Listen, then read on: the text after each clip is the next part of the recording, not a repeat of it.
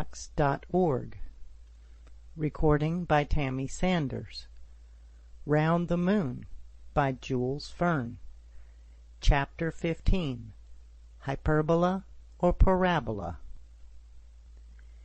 We may, perhaps, be astonished to find Barbicane and his companions so little occupied with the future reserved for them in their metal prison which was bearing them through the infinity of space.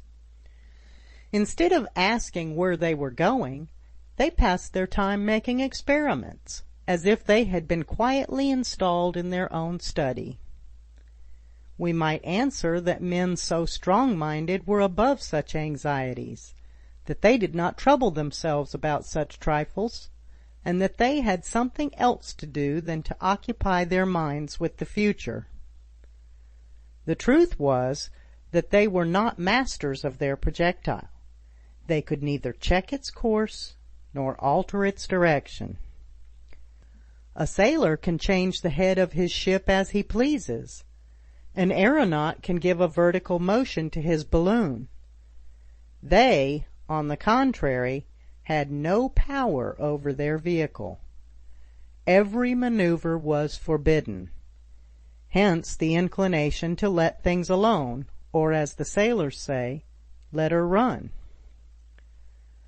Where did they find themselves at this moment, at 8 o'clock in the morning of the day called upon the earth the 6th of December? Very certainly in the neighborhood of the moon, and even near enough for her to look to them like an enormous black screen upon the firmament. As to the distance which separated them, it was impossible to estimate it. The projectile, held by some unaccountable force, had been within 4 miles of grazing the satellite's north pole. But since entering the cone of shadow these last 2 hours, had the distance increased or diminished? Every point of mark was wanting by which to estimate both the direction and the speed of the projectile. Perhaps it was rapidly leaving the disk, so that it would soon quit the pure shadow. Perhaps again, on the other hand, it might be nearing it so much that in a short time it might strike some high point on the invisible hemisphere, which would doubtlessly have ended the journey much to the detriment of the travelers. A discussion arose on this subject, and Michel Ardan, always ready with an explanation, gave it as his opinion that the projectile, held by the lunar attraction, would end by falling on the surface of the terrestrial globe like an aerolite. "First of all, my friend," answered Barbicane, "every aerolite does not fall to the earth. It is only a small proportion which do so, and if we had passed into an aerolite, it does not necessarily follow that we should ever reach the surface of the moon." "But how if we get near enough?" replied Michel. "Pure mistake," replied Barbicane.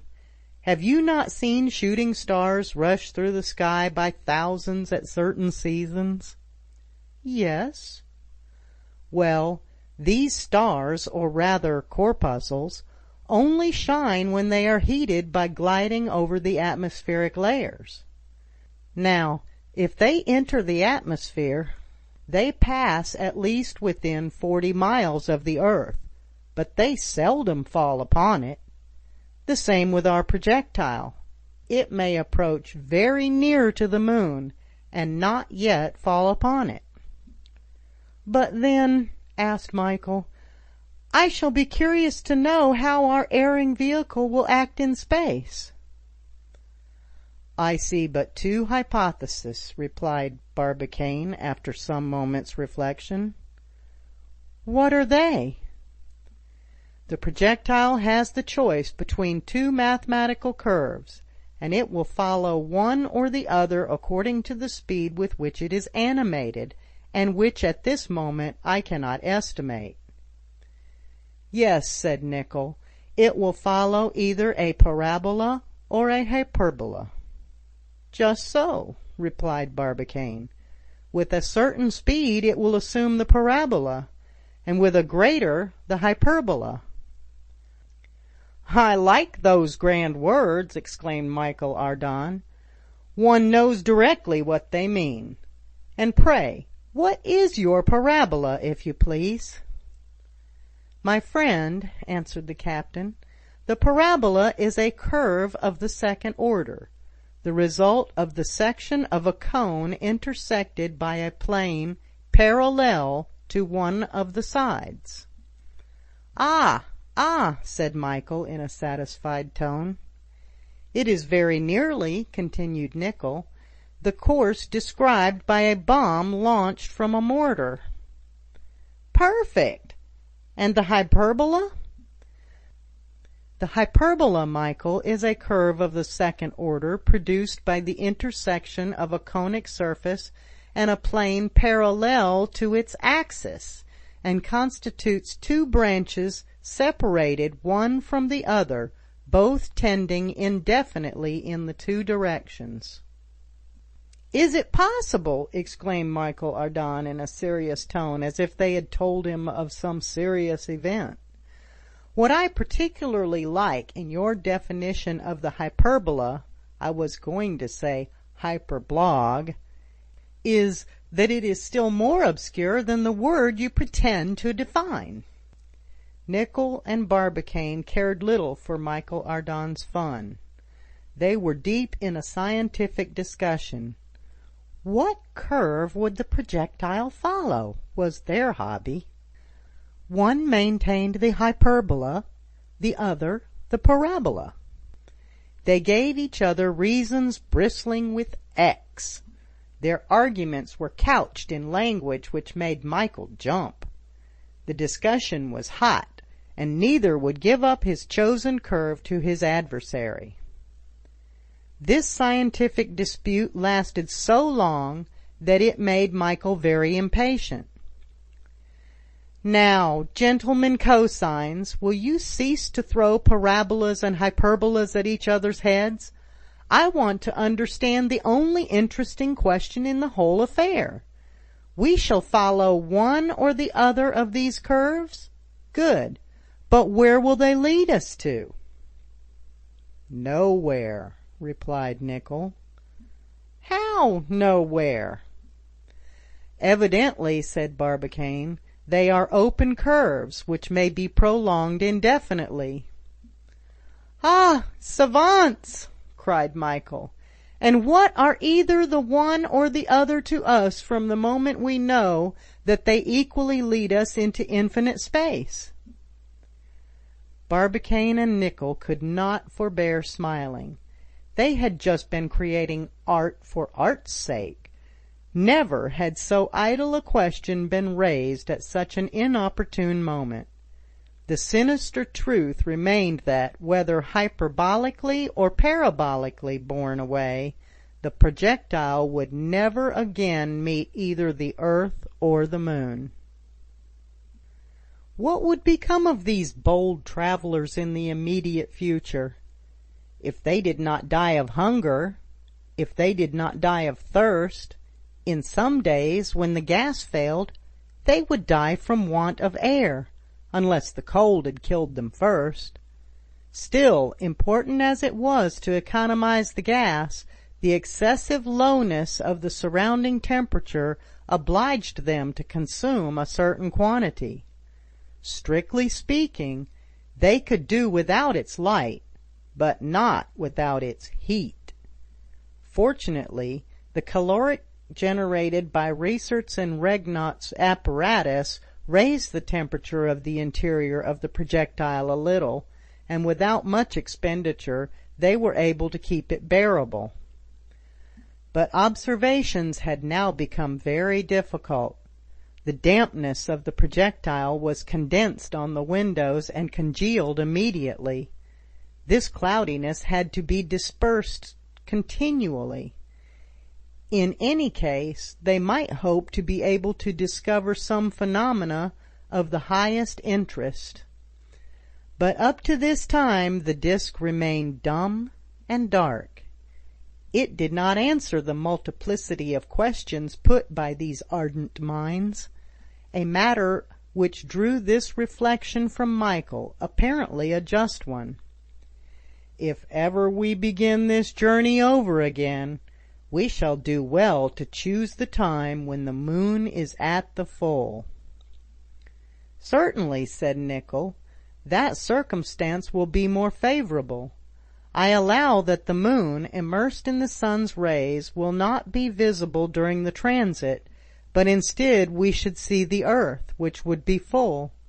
And what is more, if we were drawn round the moon, as at this moment, we should at least have the advantage of seeing the invisible part of her disk magnificently lit. Well said, Nicholl, replied Michael Ardan. What do you think, Barbicane? I think this, answered the grave president. If ever we begin this journey again, we shall start at the same time and under the same conditions. Suppose we had attained our end, would it not have been better to have found continents in broad daylight than a country plunged in utter darkness? Would not our first installation have been made under better circumstances? Yes, evidently.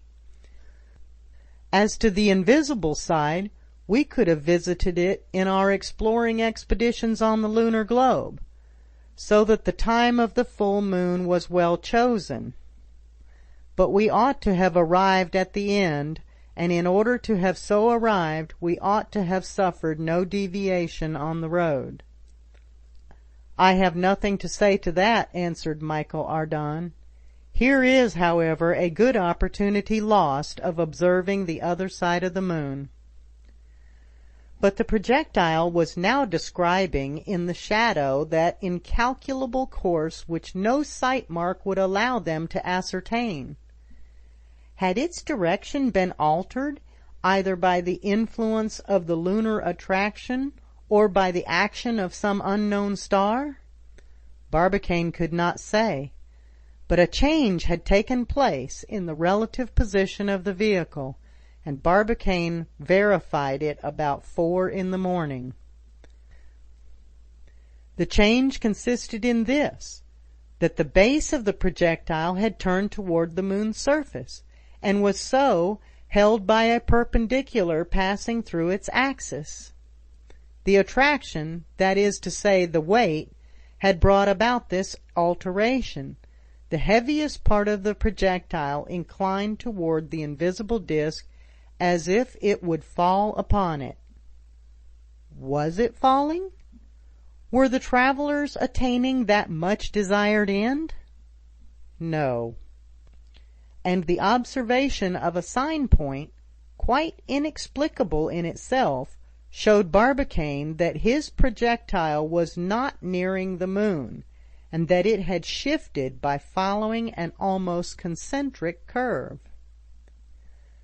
This point of mark was a luminous brightness which Nicholl sighted suddenly on the limit of the horizon formed by the black disk. This point could not be confounded with a star. It was a reddish incandescence which increased by degrees, a decided proof that the projectile was shifting toward it and not falling normally on the surface of the moon. "A volcano! It is a volcano in action!" cried Nicholl. "A disemboweling of the interior fires of the moon. That world is not quite extinguished." "Yes, an eruption," replied Barbicane, who was carefully studying the phenomenon through his night glass. "What should it be if not a volcano?" "But then," said Michael Ardan, "in order to maintain that combustion there must be air, so the atmosphere does surround that part of the moon." "Perhaps so," replied Barbicane, "but not necessarily. The volcano, by the decomposition of certain substances, can provide its own oxygen, and thus throw flames into space. It seems to me that the deflagration, by the intense brilliancy of the substances in combustion, is produced in pure oxygen, We must not be in a hurry to proclaim the existence of a lunar atmosphere. The fiery mountain must have been situated about the 45° south latitude on the invisible part of the disk, but, to Barbicane's great displeasure, the curve which the projectile was describing was taking it far from the point indicated by the eruption. Thus he could not determine its nature exactly. Half an hour after being sighted, this luminous point had disappeared behind the dark horizon, but the verification of this phenomenon was of considerable consequence in their selenographic studies. It proved that all heat had not yet disappeared from the bowels of this globe, and where heat exists, who can affirm that the vegetable kingdom, nay, even the animal kingdom itself, has not up to this time resisted all destructive influences? The existence of this volcano in eruption, unmistakably seen by these earthly savants, would doubtless give rise to many theories favorable to the grave question of the habitability of the moon. Barbicane allowed himself to be carried away by these reflections. He forgot himself in a deep reverie in which the mysterious destiny of the lunar world was uppermost. He was seeking to combine together the facts observed up to that time, when a new incident recalled him briskly to reality. This incident was more than a cosmical phenomenon. It was a threatened danger, the consequence of which might be disastrous in the extreme. Suddenly, in the midst of the ether, in the profound darkness, an enormous mass appeared.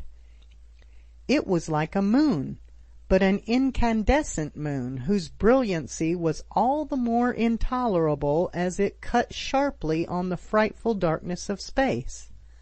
This mass, of a circular form, threw a light which filled the projectile. The forms of Barbicane, Nicholl, and Michel Ardan, bathed in its white sheets, assumed that livid spectral appearance which physicians produce with the fictitious light of alcohol impregnated with salt. "By Jove!" cried Michel Ardan, "we are hideous! What is that ill-conditioned moon?" "A meteor," replied Barbicane. "A meteor burning in space?" "Yes." This shooting globe, suddenly appearing in shadow at a distance of almost 200 miles, ought, according to Barbicane, to have a diameter of 2,000 yards. It advanced at a speed of about 1.5 miles per second. It cut the projectile's path and must reach it in some minutes. As it approached, it grew to enormous proportions. Imagine, if possible, the situation of the travelers. It is impossible to describe it. In spite of their courage, their sang-froid, their carelessness of danger, they were mute, motionless, with stiffened limbs, a prey to frightful terror. Their projectile, the course of which they could not alter, was rushing straight on this ignited mass, more intense than the open mouth of an oven. It seemed as though they were being precipitated toward an abyss of fire. Barbicane had seized the hands of his two companions, and all three looked through their half-open eyelids upon that asteroid heated to a white heat. If thought was not destroyed within them, if their brains still worked amidst all this awe, they must have given themselves up for lost.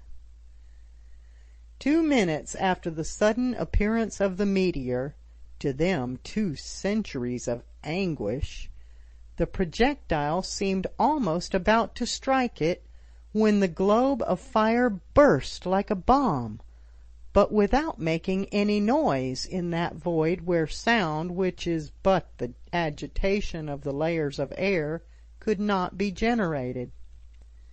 Nickel uttered a cry, and he and his companions rushed to the scuttle. What a sight! What pen can describe it? What palette is rich enough in colors to reproduce so magnificent a spectacle? It was like the opening of a crater, like the scattering of an immense conflagration.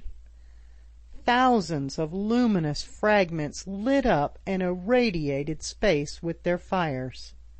Every size, every color was there intermingled.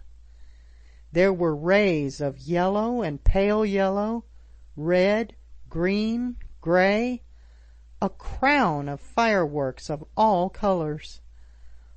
Of the enormous and much dreaded globe, there remained nothing but these fragments carried in all directions, now become asteroids in their turn, some flaming like a sword, some surrounded by a whitish cloud, and others leaving behind them trains of brilliant cosmical dust.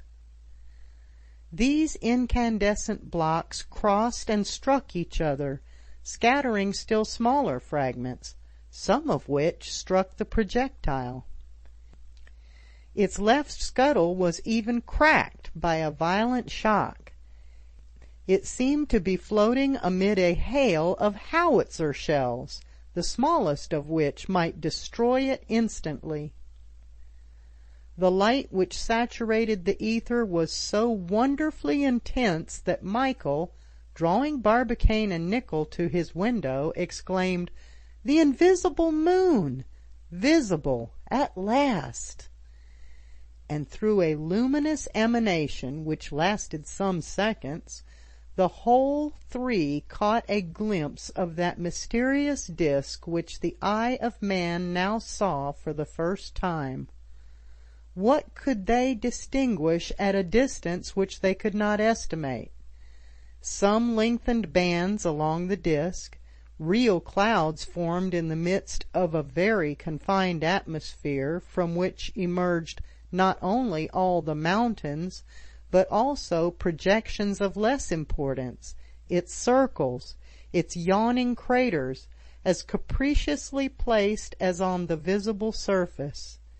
Then immense spaces, no longer arid plains, but real seas, oceans widely distributed, reflecting on their liquid surface all the dazzling magic of the fires of space. And lastly, on the surface of the continents, large dark masses, looking like immense forests under the rapid illumination of a brilliance.